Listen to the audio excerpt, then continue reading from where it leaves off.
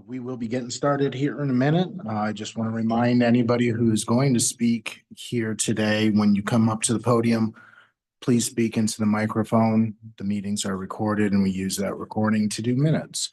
So appreciate that. At this time, I'll turn it over to the chairman to call it into order. First on the agenda is TMS 13707020004. Do you have anything to say? Thank you. Hey, good afternoon, gentlemen. So this has been an issue I've been dealing with for quite a while now, as you all know. Before I have my engineer speak, I'll say that I don't believe that my property ever caused a flooding issue to Miss Hope's property. I've lived there a really long time. Both of our properties, just from the way the roads from Town Hall goes down to West Richardson, the roads gradually go downhill. All the water flows downhill. I spent $60,000 encapsulating my crawl space. I tell all my clients over the past 24 years, if you own a home in the low country on a crawl space, you should definitely encapsulate it, because we have moisture issues here. And that's anywhere you live in the low country. But I also have had a wet property. It's just part of the way the road flows. I don't think it's anyone's fault. I think it's the way that the town and the roads were designed at that time, a long time ago.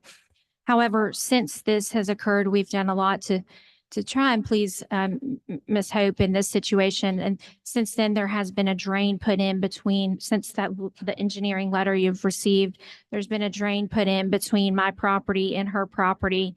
Ryan with Stormwater installed that after looking at that with Mayor Touchberry, as well as they have graded or added a slope to the curb at South Pine and West Richardson. So the water will run down West Richardson and not in the dirt where it's the water has actually been taking out the soil and all around my driveway for a while there, you know, with the water running over the dirt. But of course, I never said anything about that, but they've now since put some asphalt there so that water will travel down the road and go into this new drain, the existing drain that was already there. Is there anything? Questions? Any questions or anything you would like to add or ask either of us? So Loeffler? Yeah. Would like to just kind of explain the Reader's Digest version of the letter. What I was asked to do was there was suggested at some point in the meeting or after the meeting to get a drainage study done. The drainage study was, I think, intended to say, is this water on the property or between the two properties a result of paving the driveway, which is actually what the variance is asking. Well, I've been around town for a while, but the access through there has been there for a while. Then paving it was an added impervious area, but it still comes nowhere close to what the maximum impervious area for property of that zoning is allowed to have. It's probably less than half. That's off the top of my head. But it's in the town. Excuse me. If the paving that they put in was too low, it would be holding water. If the paving that they put in was too high, it'd be damming water uphill of it, which would hold it on their Tiffany's property. So the paving itself, whether it was too low or too high, to me, it looks like it's dead on grade because there's water ponding on both sides of it as well as on the asphalt. And there's water ponding in the ditch between the two properties. So I'm not here to address the variance of the driveway, but the drainage issue there is the fact that if you would flip to the second page of what I've given to you, there's a small ditch between the two properties that goes to a small pipe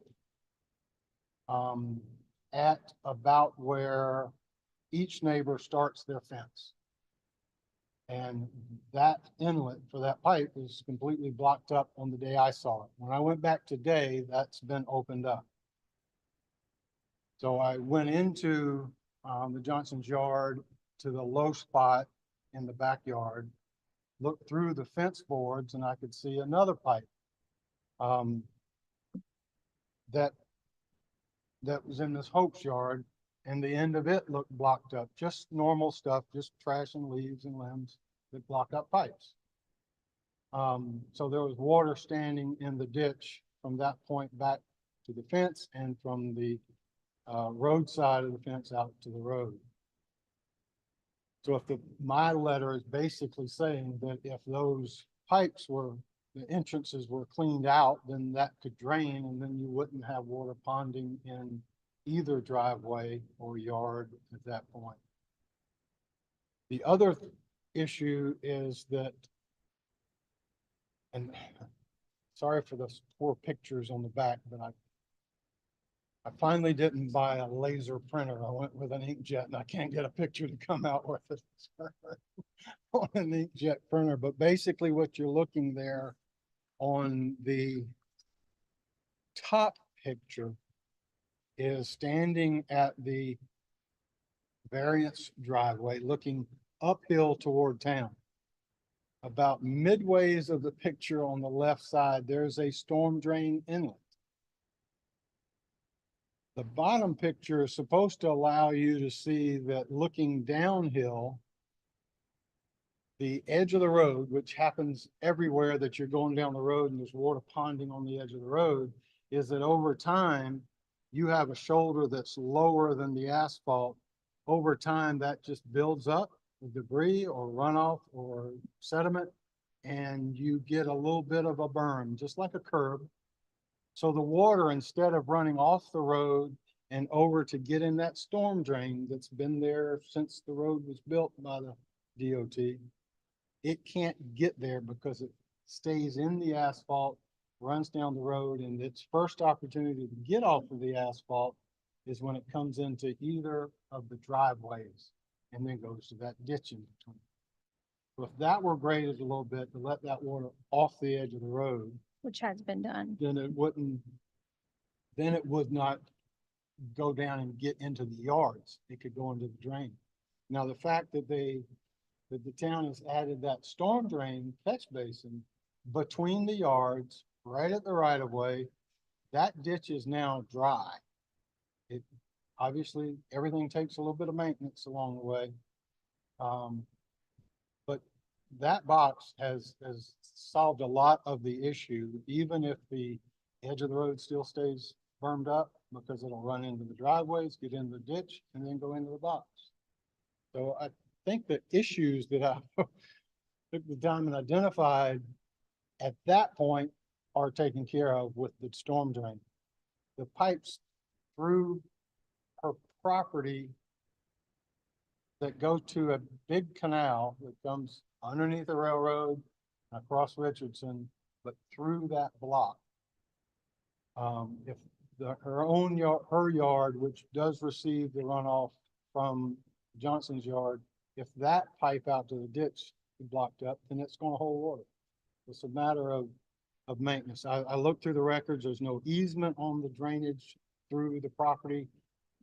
I don't even think well, you can tell from the plat that if that's up on your screen, there's kind of a diagonal line through, I'm sorry, where you had it, Tim, I'm sorry. The GIS shot with the lot lines. You'll see that the half of that block has a diagonal property line. That's where the big canal is. Okay. So you're trying to get drainage from the lot that's outlined in the green. It runs naturally downhill to Miss Hope's yard, and there's a pipe there that can take it over to that drainage ditch. But if the pipe is blocked, then it's going to sit. It looks like it's been cleaned out in front of, and the ditch is dead, just as dry as it can be. Not that it's rained within a week, but we'll know tomorrow if the fixes that have already been done are going to handle the drainage problem. So Like, I have a question, quick. The red drainage pipe that you have here, Yes. is that the town's or is that the homeowner's responsibility? I think that's a homeowner's pipe. The one, I could really only get a good look at the one right beside the house, and it looks to be about an 8-inch pipe, and so that's definitely not the same. Ryan said that when he was out there speaking with me and Mayor Touchberry, he said that that pipe is Mrs. Hope's pipe. And he said that normally homeowners will get Roto-Rooter is who they recommend to go out there and take care of those pipes. I've had Roto-Rooter out to my house to take care of my pipe as well. There don't seem to be, there's no easement on the plats for either of the properties there. Looks like just something that they've done over time, put pipes in, as folks often do, to be able to get to the back end of the yard. But in your estimation, the 8-inch pipe is big enough to carry whatever water would drain that way. It will drain eventually out the 8-inch pipe, but what has happened now is with the storm drain at Richardson, it doesn't have to go that way. It can come back to a fair amount of it, let's say, can make its way back to Richardson storm drain, and the remainder of it would still go through Ms. Hope's property. The 8-inch pipe was certainly not sized for a 10-year storm event. But if it can get to it, it's all downhill, it'll flow eventually. In any case, I mean, apart from pipes being clean or not, is it, I heard you say, or I believe I heard you say that in your estimation, the driveway and the paving thereof is not the cause of the drainage problem. No, Thank you. that's correct, or that is correct. One last thing I'd like to add, if you notice on the lot and block system on the screen, most of these lots have already been subdivided over the years. And I bought the property from the original owners, original family, and that one was never subdivided. However, I will be, just as the other properties I've had drawn up already, a 3-car garage and 1,000 square foot cottage to put on there. And I'm still, with that being put on that side, and I'm not at my impervious surface area by 18%. So I'm still not anywhere close to the impervious surface area to cause flooding to my neighbor.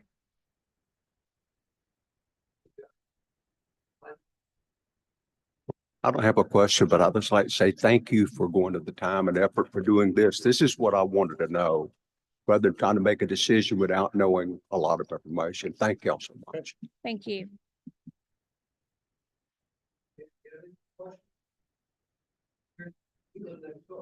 Yes. I didn't sign up.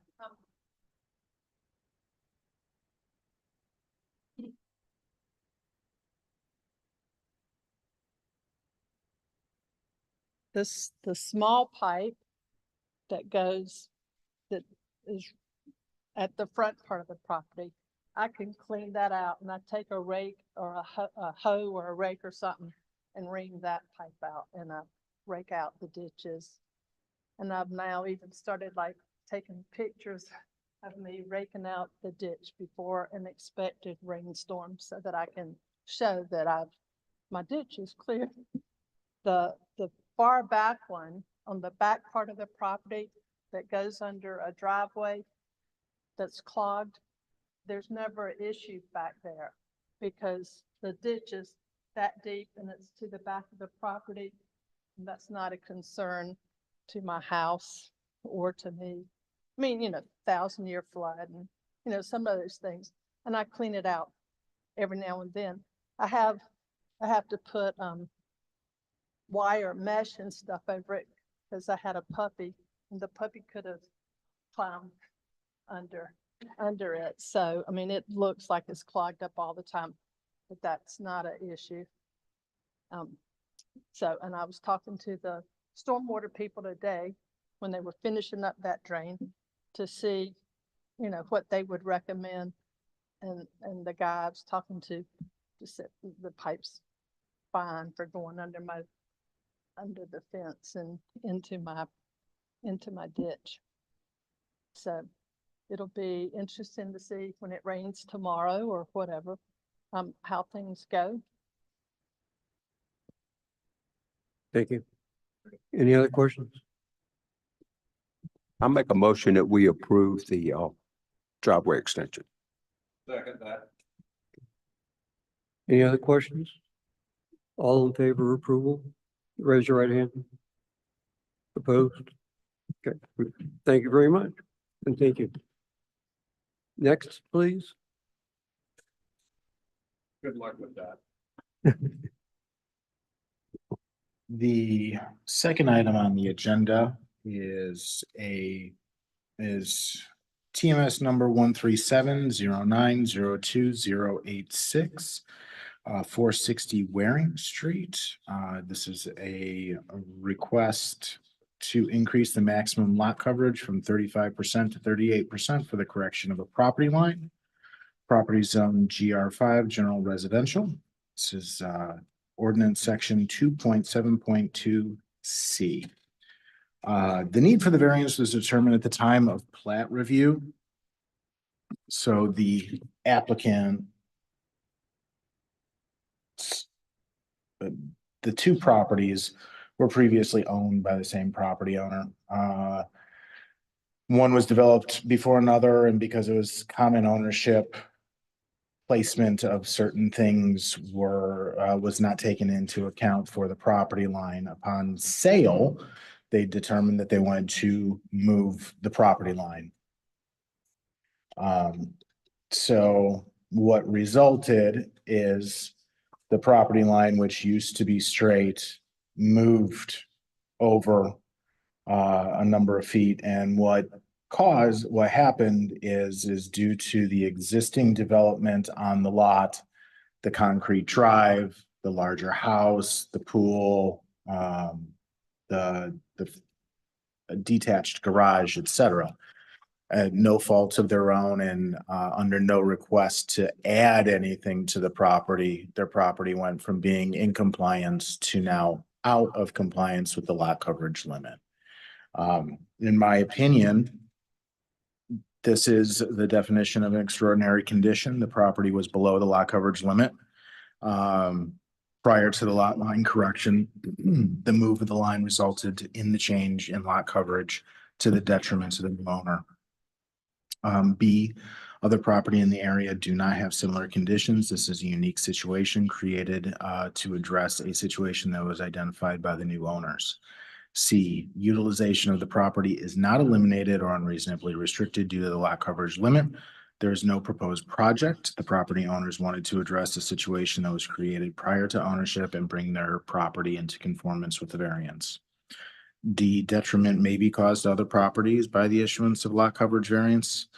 Staff feels that in this particular situation, because there is no proposed project related to the request and there is no actual change in the lot coverage, this is a paper increase and there should be no substantial change to the situation in the area. That is my evaluation of it. I know the applicants are here and would be happy to discuss this further with the board.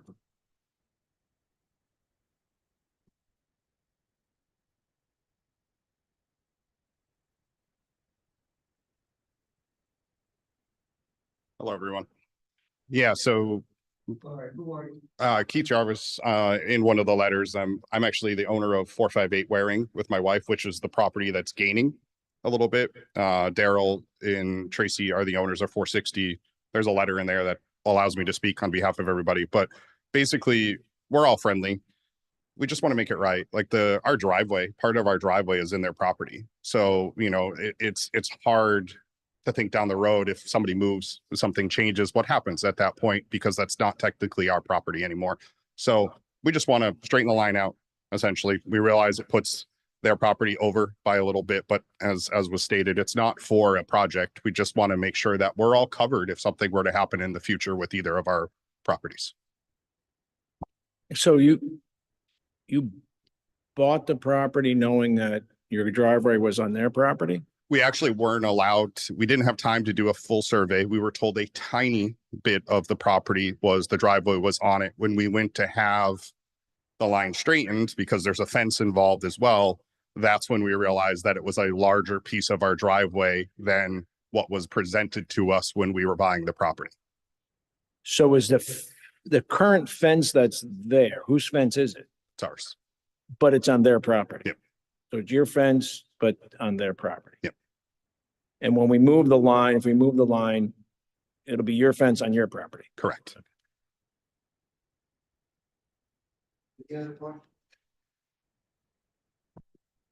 Move we accept. I'm sorry.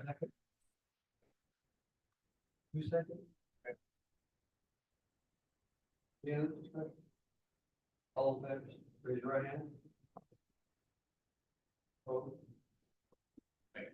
Thank you very much. Thank you. The cute little girl with the hat on, what's the property?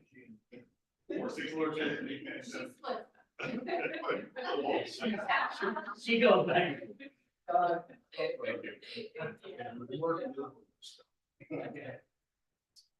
You gave her the hiccups to start with. All right. So, actually, the next item on the agenda is actually being withdrawn.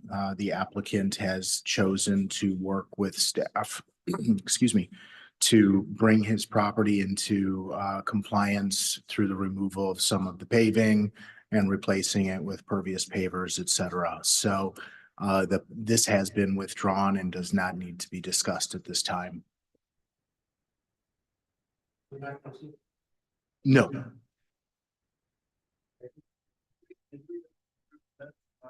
Nope.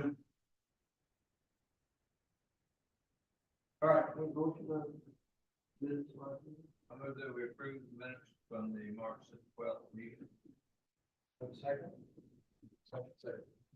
Any discussion? Raise your right hand. Thank you. All right. Those that we adjourn. Okay. Thank you. So Ted, this.